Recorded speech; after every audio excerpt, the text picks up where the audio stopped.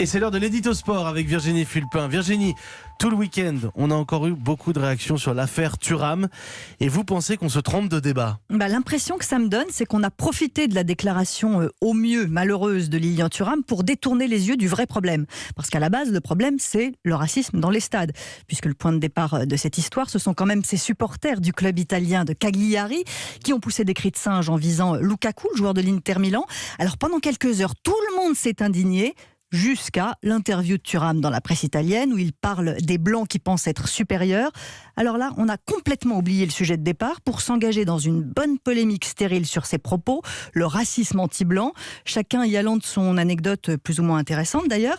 Évidemment que ça n'est pas la couleur de peau qui décide si vous êtes raciste ou pas. J'ai pas l'intention de défendre cette phrase de Lilian Thuram, mais pourquoi est-ce qu'on se concentre sur sa réaction plutôt que sur le racisme dans les stades?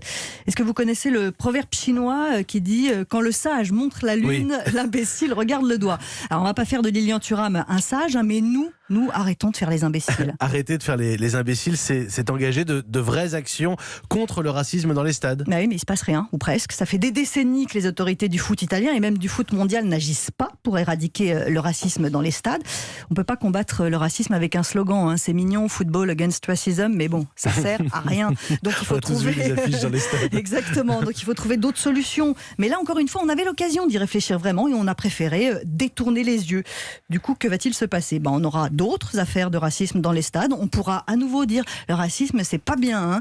Lilian Thuram ne s'exprimera peut-être plus sur le sujet, mais il y aura bien un joueur ou un ancien joueur qui sortira une phrase polémique et on recommencera. On pourrait peut-être s'arrêter, non? Se poser, se demander s'il faut interdire de stade à vie toute personne qui pousse des cris de singe ou s'il faut arrêter les matchs. On peut au moins essayer plutôt que de regarder ailleurs. Merci beaucoup. C'était l'édito sport de Virginie Fulpin à retrouver sur europe1.fr. Merci Virginie. Il est 7h29, vous êtes sur Europe 1 et Laurent Cabrol est avec nous pour la météo. Oui.